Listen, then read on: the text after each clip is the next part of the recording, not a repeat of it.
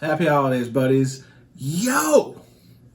It's Concert Buddy back with the last video of 2024 on this channel.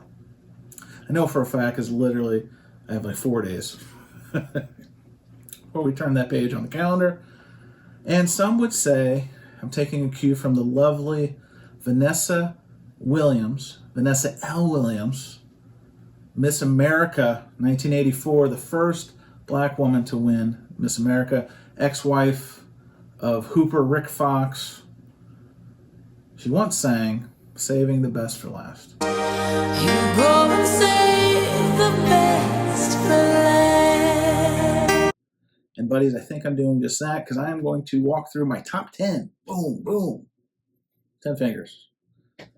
10 best new to me, aka used pickups for 2024. What were they? You're on the edge of your seat.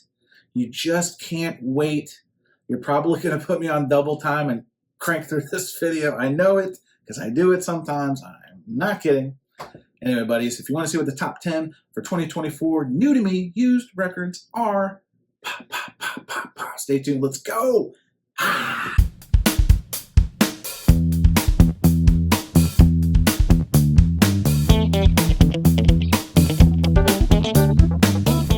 So buddies, it was a great year for my record collection and my record collecting pursuits, not just doing this YouTube channel thing, not just doing vinyl community podcasts. Give us a rate on Apple, come on. Not just making new acquaintances in the community, out and about. I went to a lot of shows this year, not just my local record fairs, not just my locals. Started the year, I went to the Chicago Recordland show in January. It was cold AF. Then went to the Austin record show, the spring show. It was my first time at the spring show after several visits to the fall show. And then in the fall, I went to the New York, the WFMU New York Record Fair for the first time. And buddies, if you've been watching the channel, you know I did really good, but there are several records that I have picked up that I didn't talk about either on this channel or I didn't talk about on Surface Noise, our weekly live stream that I host every other week. So there's going to be probably a couple surprises. So what I'd like to do, these are in no particular order, except I'm saving, like Vanessa Williams said, I'm saving probably the best for last. So because I would call that probably my biggest pickup.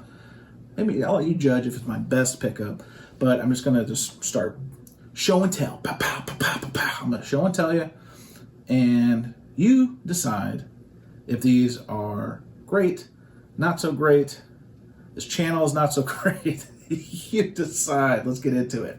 That was the best dump of my career. So I'm going to start out with some, call it the low-hanging fruit. And if you've been watching the Concert Buddy YouTube channel, you know, like I'm not a big Beatles person. Let's just keep it real. And in fact, I already have a copy. I have a Japanese pressing of the Beatles' Let It Be Naked. But the story is just as good as this record, because this record is not a cheap record, as they like to say. And the story goes, one of my locals, probably the biggest local in my area, came into a substantial used collection. It just so happened to be released on the day I was working at my office, which is not very far from this store. And I may have taken an early lunch to go right when they opened, and I'm glad I did. I ran into Andrew Gonzalez, who's a VCer, even though he doesn't make videos. He's in our local community, and I know he watches, so Andrew, shout out to you. Literally walked in with the guy, and they had a lot of Beatles, they had a lot of Bowie, they had a lot of Krautrock, they had a lot of stuff. So I started in the beginning. In the beginning, they had the Beatles, and so I saw this one. Now, here's where it gets interesting, because yes, this is a pricey record, but I scored this for a song. I scored this, you know, what's that saying? Hold on to your butts. Hold on to your butts. I scored this for $30. What? $30. U.S. pressing. Let It Be Naked. I will let you, I'll probably put a little screen grab on what this guy goes for. So this was I had to do the old candid camera thing, looking around, make sure that no one was playing a prank on me. And in fairness, I did pick up a healthy stack of records from the local at that time, so I did kind of pay it forward that way. But this was one of my best buys. I mean, if I did a video on best buys of the year, this would definitely be top 3. But for that reason, I've added it to my top 10 pickups for 2024. Name something you don't want unless it's big. Penis. So let's keep with that theme. Let's keep with the crazy scores, right? Because a record that wasn't necessarily on my want list, but something I never thought I would run into in the wild, an original 6i Columbia of Miles Davis, round about midnight. Just picked this up not too long ago, just a few months ago. The quick abbreviated version of this story is I wasn't even supposed to go to this place. I'm not even supposed to be here today. Back in the office, we had some issues at the office, sent us home early, that kind of thing. A power outage kind of situation. And I was in the area and I was like, I haven't been to XYZ. So I hit up some places I'm not normally in that area in terms of like record shopping. And so I went to this antique mall. And so the antique mall, if you've done antique malls, buddies, it's feast or famine, hit or miss. And I'm going through and it's, a lot of the same stuff. I think I bought a couple records that day. Just some smalls, upgrades, that kind of stuff. But when I reached the far back room, this was the first record literally stacking in this gentleman's pile. I assume it's a gentleman selling them. I've bought 45s from his booth before. Pretty neat stuff, but nothing that's going to make you just lose your shit. So I saw this, and it being the first record sticking out of the bin, I figured, this is probably just, a reissue, what have you. So then I turned it over, and I saw those fateful 6i's, and I started getting a little excited. Pulled out my phone, bebop, boop-bop, do some research, and wouldn't you know, first press. Cool. But here's the cool part, buddy. It's the coolest of the cool. I got this. Again, sit down. $5. 5 buckaroos. Come on, don't bullshit me. I got a first pressing, Miles Davis, round about midnight. $5. So it almost single-handedly restored my faith in the great buys are out there. You just have to, availability is your greatest ability. And you just got to look. You just have to try. And in this case, fate intervened. I wasn't even supposed to be there. I'm not even supposed to be here today. Oh, fuck you. I was in the office. I was going to put in a day of work at the office, and they sent us home, and I made alternate use of my time, and man, oh man, was I stoked to pick this up. But he's a man of integrity, a man of principle, someone I admire and respect very much, and I would say that even if he weren't sitting next to me. All right, buddies. So hitting the rewind machine to the Austin Spring Record Show. Great time. Met a lot of VC folks, some of whom I already met before, some of whom were first time. And I got the early bird pass, which I would always advocate if you go to a record fair, especially if you're out of town. Always get the early bird because you get the first dibs, the first bites of those apples. And you really want them because early bird, Austin, within the first, let's call it 60 to 90 minutes, I saw this. I believe it was Garner Records out of Memphis that had this on their wall. Priced fair. This is the output by Leroy Burgess, who is kind of like a soul funk kind of artist. This is Log, self-titled. It's probably more known for this unique oiled gentleman on the cover. This is on the Soul Records label. It's been sampled by a ton of people in hip-hop. But anyway, this is a record that's not easy to find. It's been reissued, I think, a time or two. But this is something that was on my list heading into Austin. And as soon as I saw it on the wall, come to concert, buddy. And I talked about this in the Austin recap video, which I'll put here. But anyway, I was stoked to add this. It's always rewarding when you have something truly on your want list and then you find it in the wild. That's the best feeling. That's why I've kind of lost a little of the mojo when it comes to buying records online to a certain extent, especially buying from Discogs, because while it is a means to acquire records that are not readily available in your area, the fun, you just can't replace the fun that comes from finding these things in the wild. Love it. This motherfucker don't miss. No, he's fucking good. That motherfucker don't miss, man. He's good. All right, buddies. If you saw my New York WFMU video, this may be looking familiar. This is the first pressing of the NWA Hip Hop Classic, straight out of Compton. Again, first press, original press, best of the best. Obviously, the story behind this goes without saying. Obviously, you have some of the biggest hitters in hip-hop history. You've got Dr. Dre, MC Ren, Ice Cube, Eazy-E, produced by Jerry Heller, who helped start Eazy with the Ruthless Records label. I think Priority was the label behind this. Anyway, I've never seen a first press of this in the wild. So tickle my fancy. Tickle my fancy when I saw this at a booth. The dealer was out of Pittsburgh. There's a shop called Mind Cure, which several of the VC guys that I talked to later were familiar with that shop and had high praise, if you will, for their selection and curation. And definitely, I can attest, not only finding this, there's some other stuff that was just chef's kiss. There's a great variety. So anyway, never saw it in the wild. As I've said many times, shout out to Mike Wolf of American Pickers. Shout out to Frank Fritz, we lost him this year. The time to strike when you see something you've never seen before is right then. And I just couldn't help myself. Can't help myself to add this to the collection, a top 10 for 2024. So call now for your free copy.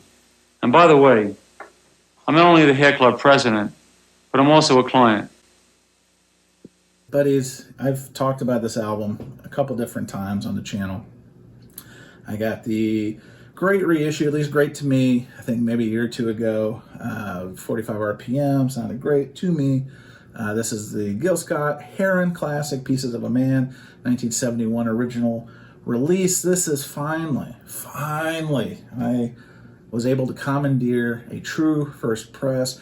Earlier in the year, at one of my local record fairs, record shows, I got the first repress, which I was ecstatic to get. The first repress comes on a white label, Flying Dutchman label. This obviously is the multicolor. This is what you want to look for. This is the Richmond pressing. It's a gatefold. The only drawbacks where there's, when you have these old laminate jackets, sometimes you'll get some peeling, the laminate separating itself through time and age and all kinds of storage conditions. So that's the only drawback to this one, but I got this at the WFMU show. I did a little bit of a dance. This dealer was from San Francisco. I heard him tell the story several times because every time I came to their table, they were busy talking to somebody, yip-yapping it, and I saw it on their little, makeshift wall of wow behind them. And I kind of left day one, did not pick this up after day one, but I left in my mind, if they still have it in day two, I'll make a very fair offer. And that's exactly what happened. I went back on day two. They finally got a break in the action from yip-yapping with people. And I asked to look at it. Always do your research. So I did do my research, looked up the matrix, etc., etc. And actually, they knocked some money off, which is even better. So it goes, again, patience is a tool in your toolkit if you can use it. You got to know when to strike and when to wait. And in this case, since it had already been out, since the bread was a little stale from the day before, I went back, I was able to barter and negotiate a price to finally add this first pressing, Pieces of a Man, to the collection. At night, I operate a damsel in distress hotline.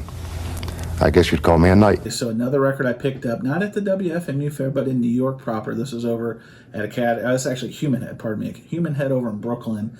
This is Tim Maya. This is a self-titled album, even though it's not one of his earliest recordings. You would think generally an artist would have their self-titled be like their first, maybe their second record, but this is now a couple albums into Tim Maya's recording career. He's a Brazilian artist. This is on the Som Livre label. Look at that. That'll probably hypnotize you. It's going to hypnotize, tantalize. Tim was doing Brazilian music. Think of funk, R&B, soul, kind of all over the place, but really just libacious, really music that'll get you hopping and bebopping. And this one obviously is an original press, 1977. These Brazilian albums always have these real flimsy jackets, so I had to actually, you can kind of see it. I put some backer board in there to kind of support what's going on here, but this one had been on my list for a hot minute. And when I think Human Head was the last shop over the course of the weekend, traveling with Arnaldo and Walter, his partner, throughout different record shops of New York. We could not be more excited, at least if I say we, me, to actually see this. We walked into Human Head, really great shop. If you're in the Brooklyn area, like definitely a recommended stop. So when we walk in, a great wall of wow kind of around you, and a lot of high heaters, even high heaters in the racks. But then I saw this, and it was what's that saying? Love at first sight. I saw it, and I just knew it had to be mine.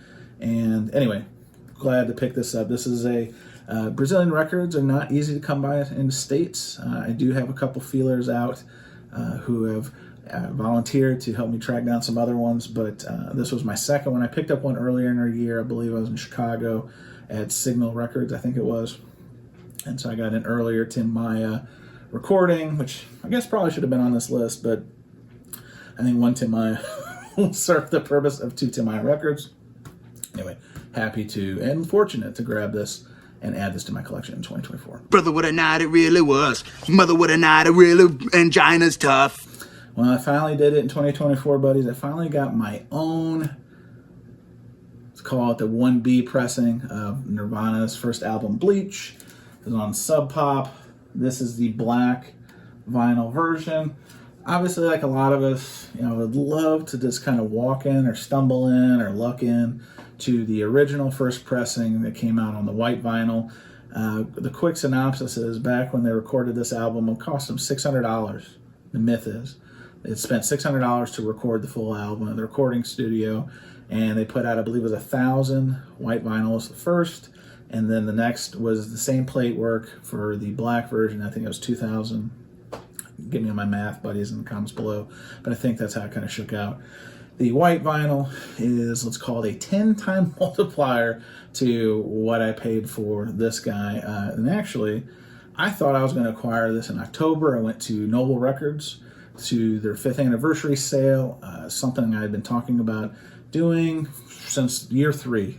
It's a bold strategy, Cotton. Let's see if it pays off for him. But anyway, I had been to the shop before. This time, I actually knew Kendall. Shout out to Kendall, Spin Doctor and his Vinyl Mayhem.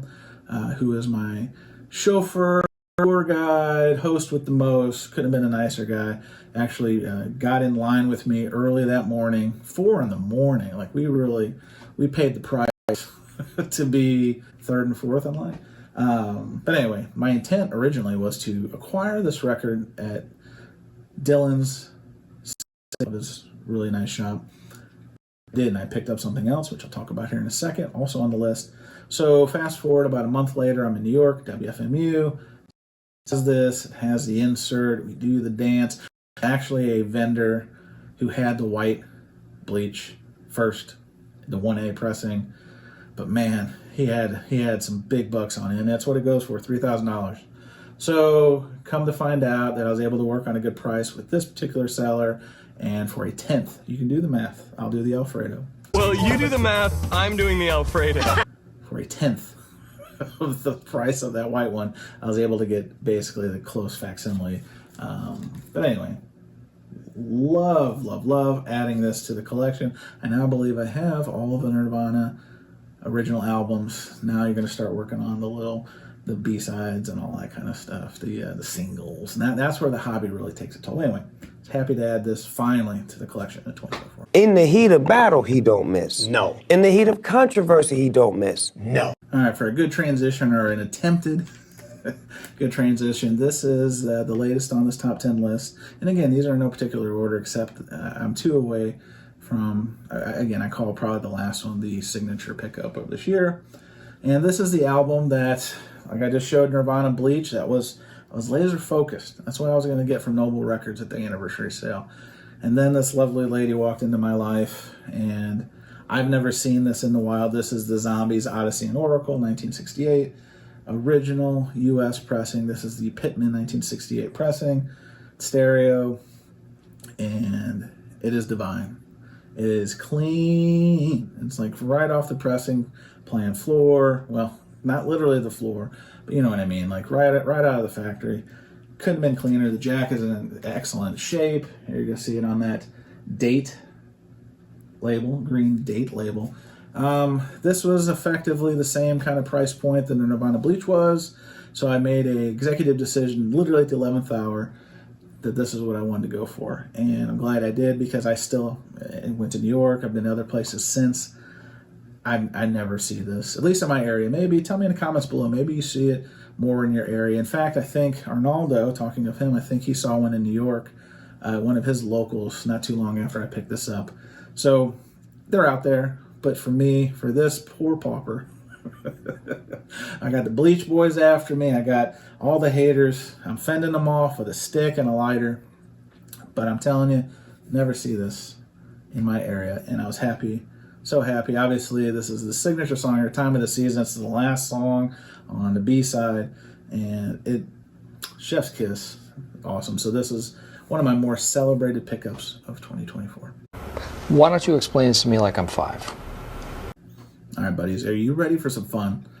Let's putting the FU in fun, because it's a record that, quite honestly, I didn't think I was going to get. It's been on my want list for over 5 years, if not longer. I don't know anymore, because it's no longer on my want list. Yes, this is Counting Crows 1999, This Desert Life, on Geffen, David Geffen company label.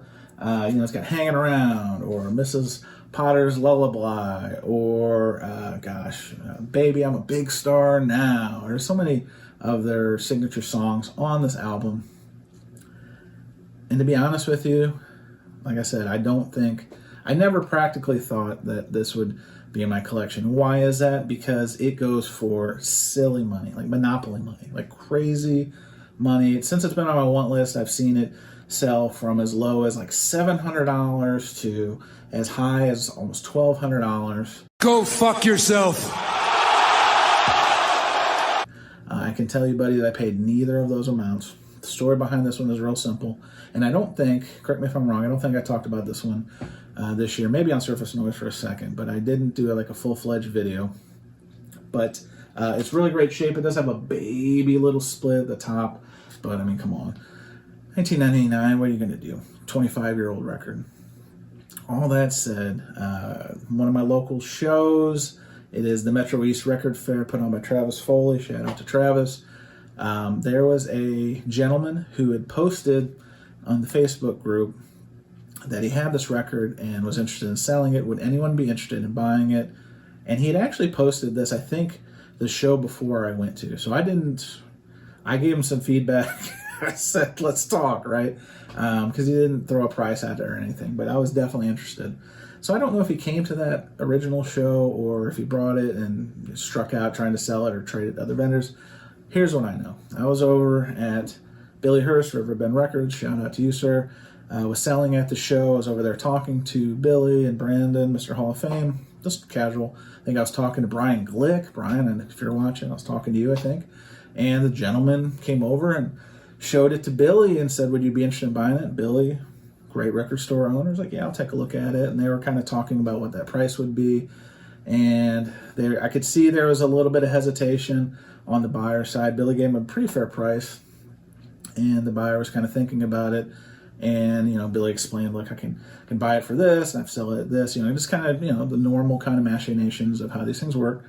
And I don't know what came over me, but I said, if he doesn't take it, I will offer you X for this record. Wake up, wake up, wake up out of your sleep. And when I say X, let's say it's probably a third of the highest it's gone on Discogs. You can do the math. Go look it up on Discogs. Bebop, boobop.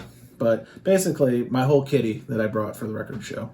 And lo and behold, he thought it over for a split second and said, deal. We shook on it, and I added a record that literally never thought I'd be able to add to my collection, because it's, again, buddies, I'm not making this up. Crazy money, crazy money. Not as much crazy money as the next one I'm going to show you, but this is one of the ones. And I got this is the first half of the year. I think it was maybe in March, February, something like that. So, man, that was a really great show. There were some other records too. I found another vendor selling some cheapies. Danzig. What did I get? A Danzig 3? I think I got a I got a Rollins Band record from another guy. Anyway, I'm getting off topic. But anyway, happy to add This Desert Life, Counting Crows to the collection in 2024. They don't want it unless it's the big man part. We have come to the end of the ride. And to be fair, like the records that didn't make this top 10 list, there'll be a flip right after this one to kind of show you some of the other things. I picked up some real great records this year. It's been probably one of my best years in terms of adding quality pieces to the collection. If you go back to my vinyl resolutions video, maybe I'll put a link somewhere here. For 2025, one of the things I was really talking about was quality over quantity, and I really focused in on really adding some great, hard-to-find pieces to the collection, and I think I did that. Obviously, that comes at a certain cost, but I think even heading into this next year, 2024 to 2025, I probably misspoke on the other one. Vinyl Resolutions 2024 was quality over quantity. Vinyl Resolutions 2025 is going to continue that, and the extension of that is just continue to hone in on certain things that I really may cost a little bit more, but it's better to do it now than to wait, because obviously there's certain things that are only going to get harder and harder to find. Now, enough jibber jabber. You want to hear about this. This is 1996 Tool Enema. It's one of those records that you've seen probably other places in the VC for serious cash. The story behind this one was, again, another record like that Counting Crows record, a record I genuinely did not think I would ever add to my collection, on my want list, very loosely. I think I've seen this once, maybe twice over the years, other shows and like Crazy Money. Definitely once. I don't know about twice, but definitely once. And it was over $1,000. This goes for some fat stacks, I'm not going to lie. But fortunately for me, it didn't pay fat stacks. I paid a stack. Fat, probably a little bit. But friend of the show, Jim Gleason, he runs a store, Midland, Michigan, Radio Wasteland Records. He had put a video out for, I think it was for Black Friday, just recently. So you're talking here in the last 6 weeks. And they had this record, and it was something they were holding out to put out on the floor, used, obviously, new to me, used for their locals to get first dibs, which I totally think, I know several, Dylan, Noble, Billy Harris, Riverbend, they always give the locals first dibs. I totally subscribe to that. Because without your locals, that's your lifeblood. You need to keep the locals, keep coming back. That's who brings you records. That's who buys records regularly. So I sent Jim a note, and I said, hey, Jim, if this record doesn't sell, let's talk about it. It doesn't sell over the course of Black Friday / Small Business Saturday. Over that course of that weekend, let's talk. So we did, and it didn't sell. It didn't sell. Spoiler alert, didn't sell. And so we had a conversation, and I've bought from Jim before, thanks to Steve Carlson, Steve Carlson in a previous video did a flip video at Jim's shop, and I saw Danzig 2, which I think was earlier in the year, quite frankly, that I was interested in, and so that's where Jim and I, Jim and Steve obviously been on the podcast, but that was kind of the beginning of our business relationship. And so, Jim's grading is something I can trust. Jim sent a litany, a beautiful, vivacious amount of pictures for me to look over when it came to this, because this was some serious money.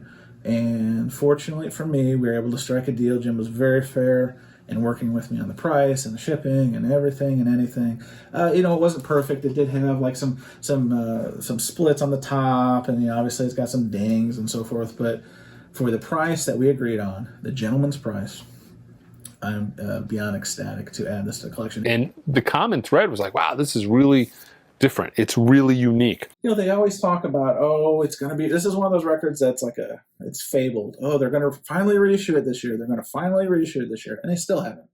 And I think even Maynard, there was the rumor earlier this year, they've got the test pressings. It's coming. Well, here we are, end of December 2024. Nothing. Are you thinking what I'm thinking? Did I really have to take a shit after eating 3 hot dogs on the way over here? No. Now, buddies, get ready for that beautiful bean footage. Here is the flip of some of the records you've already seen and some honorable mentions of the new to me, the used vinyl I picked up in 2024.